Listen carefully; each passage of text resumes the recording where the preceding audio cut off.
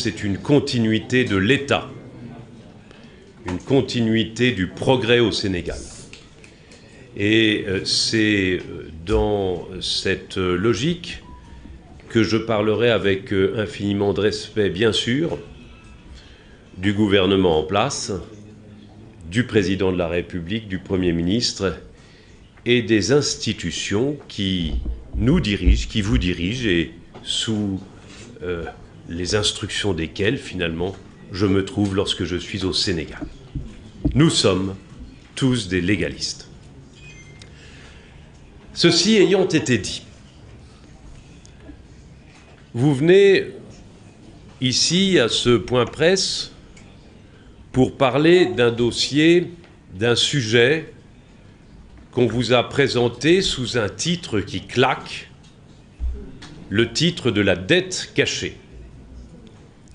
Et moi, je vais me permettre de vous dire que le vrai sujet, c'est celui des rapports cachés. Les rapports cachés qui disent que la dette était cachée. Premier rapport caché, le rapport de l'inspection des finances. Vous le savez, Macky Sall, en 2012, juillet 2012, décembre 2012, a pris une loi de transposition des règles supra-sénégalaises, africaines, selon lesquelles la transparence devait s'imposer dans la gestion et la continuité de la gestion des équipes au pouvoir. Ce mot transparence n'était pas indiqué pour la première fois. Pour la première fois, il l'est, et vous l'avez dit tout à l'heure, déjà, il figure dans la Constitution, et le même mot transparence figure dans une loi très récente du 24 août 2025 sur l'accès de tous les documents administratifs, judiciaires, que sais-je, pour les citoyens qui en feraient la demande.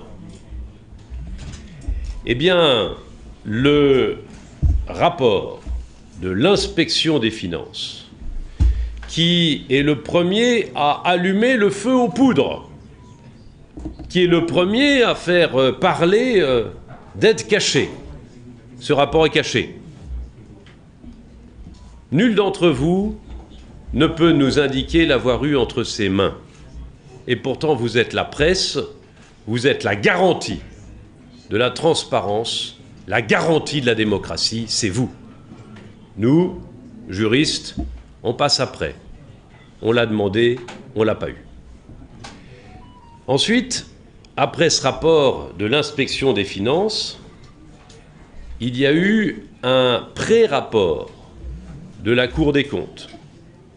Ce pré-rapport de la Cour des comptes, il est caché. Nul d'entre vous, mesdames et messieurs les journalistes, ne l'avait eu entre les mains. Et pourtant, vous êtes la représentation de la transparence et de la démocratie. Vous êtes la voix de la nation, à travers vos appareils qui sont braqués sur nous maintenant. Et nous non plus, nous n'avons pas eu ce document en dépit des lettres que j'ai adressées il y a maintenant 15 jours, tant au président de la Cour des comptes qu'au ministre des Finances. Donc voilà 2 rapports cachés. Mais ce n'est pas tout. Il y a un 3e rapport caché. 3e rapport dont on dit, avec infiniment de respect et des guillemets partout, qu'il est le rapport d'un cabinet indépendant d'audit. C'est le rapport, vous l'avez tous sur les lèvres, le rapport Mazars. Mais là encore, vous l'avez sur les lèvres, mais vous ne l'avez pas entre vos mains, ce rapport Mazars. C'est le 3e rapport caché. Et c'est d'autant plus grave que c'est le rapport d'un cabinet d'audit international qui se dit indépendant, qui se dit un peu la voix de Dieu pour le contrôle des choses. Eh bien, ce rapport, je ne l'ai pas entre mes mains. Je ne l'ai pas entre mes mains. Et j'ai d'autres observations. Quand un avocat reçoit un rapport entre les mains, Par exemple, le rapport de l'inspection des finances. La première chose qu'il regarde, c'est la forme. La loi de 2012 exigeait qu'il fût déposé dans les 3 mois de la prise de pouvoir du nouveau pouvoir. Et là, il a finalement été déposé, enfin on n'en sait rien puisqu'on ne l'a pas eu.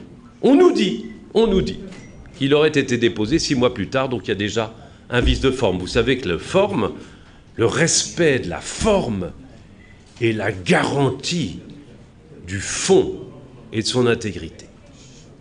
Sur le rapport de la Cour des comptes, la première chose que j'aurais regardée, là encore, c'est la forme. Qui l'a signé? Et j'apprends aujourd'hui par des indiscrétions, mais je ne l'ai pas, ce rapport, qu'il n'aurait pas été signé par l'Assemblée plénière, mais seulement par une des chambres. En tout cas, la certitude, nous l'avons par le rapport finalement définitif dont on a eu connaissance. Là encore, problème de forme. Vous me direz, on s'en fiche des signatures. Je vous répondrai non.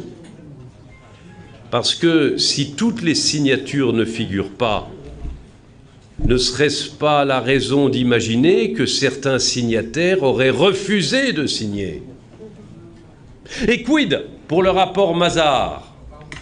A-t-il été signé par les associés Mazars au Sénégal? D'ailleurs, la première chose que je me poserais, si j'avais ce rapport entre les mains, est-ce qu'un appel d'offres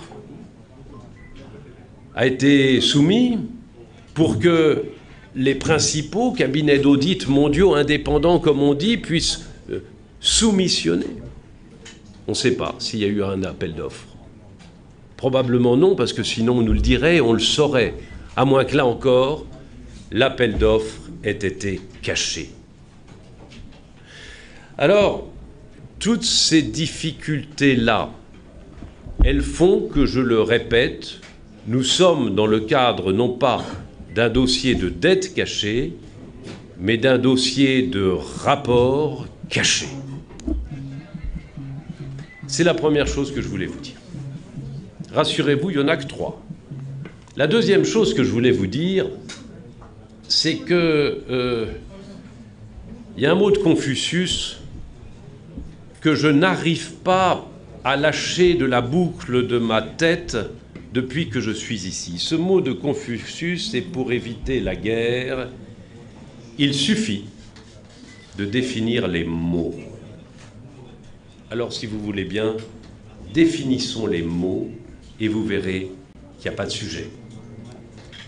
Le premier mot, c'est le mot dette. Qu'est-ce qu'une dette? Au niveau de l'État, en finances publiques, en comptabilité publique. Une dette, c'est l'émission de papier, comme on dit. L'État émet des papiers obligataires qui sont pris sur le marché à un taux qui dépend des agences de notation, tout le monde sait ça. Mais est-ce que on peut considérer que, tiens, parmi vous, en fin de mois, parmi nous, il nous arrive d'être dans le rouge bancaire. Et là, la banque, parce qu'elle sait qu'on a un salaire qui tombe tous les mois, nous fait une avance, une facilité. On vit à crédit quelques jours, et quand le salaire tombe, quelques semaines plus tard, ça éponge. Eh bien, pour l'État, c'est pareil. Quand il vit à crédit quelques jours, quand les banques lui font une facilité de paiement, est-ce que c'est de la dette ou non? Grande question. Pour tout vous dire, certains agrégats économiques l'utilisent comme faisant partie de la dette, d'autres non. Et évidemment, ce n'est pas le même poids de la dette si on les met dedans ou pas. Autre mot qu'il faut définir, la dette publique. C'est quoi la dette publique? La dette publique, c'est la dette d'abord de l'État central. Ensuite, c'est la dette des collectivités territoriales. Et puis, c'est la dette aussi des organes non marchands. Mais est-ce que c'est la dette d'Air Sénégal? Est-ce que chez nous, en France, c'est la dette de la SNCF, La dette de la SNCF, c'est 40 milliards d'euros. La dette de la SNCF, on l'a intégrée dans le budget de l'État de la France en 2020. C'est-à-dire qu'en 2020, on a rajouté 40 milliards de dettes. Vous voyez ce que ça fait? Quelques années plus tard, la France devient ingouvernable, peut-être à cause de ça. Personne ne vient dire qu'on aurait avant maquillé les comptes en n'intégrant pas la dette de la SNCF. On vient simplement dire qu'on a changé la règle parce que les normes internationales obligeaient qu'elles fussent modifiées. Ben, c'est comme chez vous avec Air Sénégal.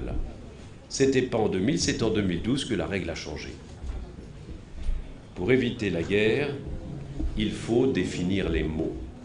Et si nous définissons les mots, ici les concepts, si nous sommes d'accord qu'il ne faut pas mélanger les carottes et les poireaux, alors nous pouvons raisonner comme disent les économistes, toutes choses égales par ailleurs, et si nous raisonnons toutes choses égales par ailleurs, on est d'accord sur le chiffre de la dette annoncé du temps de Macky Sall, tel qu'il pourrait être aujourd'hui décrypté du temps de ses successeurs. Il faut définir les mots. La troisième et dernière chose que je voudrais vous dire, c'est qu'il faut aussi assurer une continuité de tout ça. Je veux vous dire que la dette,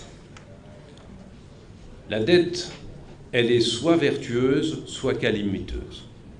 La dette, elle est vertueuse, y compris quand c'est 100% du PIB, y compris même quand c'est 120% du PIB. Au Japon, c'est 200, aux États-Unis, c'est 500. En France, c'est comme vous, 120. Elle est vertueuse quand il y a de la croissance. Chez vous, il y a de la croissance. Chez nous, il n'y en a plus. Chez vous, il y a de la croissance. Sous Macky Sall, le PIB a été multiplié par 2. Il aurait été, c'eût été une mauvaise politique que de ne pas augmenter ce potentiel de croissance par le coefficient multiplicateur de la dette vertueuse. Et c'est ce qu'il a fait. Le problème, c'est lorsque la dette est toujours là et qu'il n'y a plus de croissance, ou qu'il y a moins de projection de croissance pour les mois qui viennent. Et alors c'est une catastrophe et la dette n'est plus vertueuse, elle devient un boulet. Mais si on se situe dans la lignée d'une grande continuité du développement au Sénégal, et si on a confiance aux Sénégalaises et aux Sénégalais, aux ressources qui sont les vôtres, au pétrole, au gaz, à la puissance de l'Afrique pour les années qui viennent, qui va dépasser notre vieille Europe, alors on peut se dire qu'il n'y a aucun problème concernant la dette. Le problème, ce serait si on arrêtait tout pour faire des procès aux prédécesseurs. Ce que je veux dire au nom du président Macky Sall, c'est qu'il est important, c'est de respecter les anciens. Ce qui est respecter les anciens, c'est comme construire une maison, nouvelle administration, nouveau président, nouveau suffrage universel qu'on respecte tous, mais il rajoute un étage. Et il ne faudrait pas qu'en rajoutant cet étage, on veuille démolir l'étage du dessous ou les fondations, parce qu'alors tout s'écroulerait. Si on respecte ce qui a été fait avant, par strates, et c'est ainsi l'histoire de l'humanité aussi, alors on peut monter très haut, très vite et très bien. Et c'est la raison pour laquelle on est ici pour dégoupiller ce mauvais problème de dette cachée et vous dire qu'en réalité, il s'agit de rapports cachés, il s'agit de mauvaises lunettes de lecture et que si on peut se rassembler autour de ce en quoi nous croyons, juridiquement, factuellement et comptablement, il n'y a pas de problème de dette cachée au Sénégal. Merci.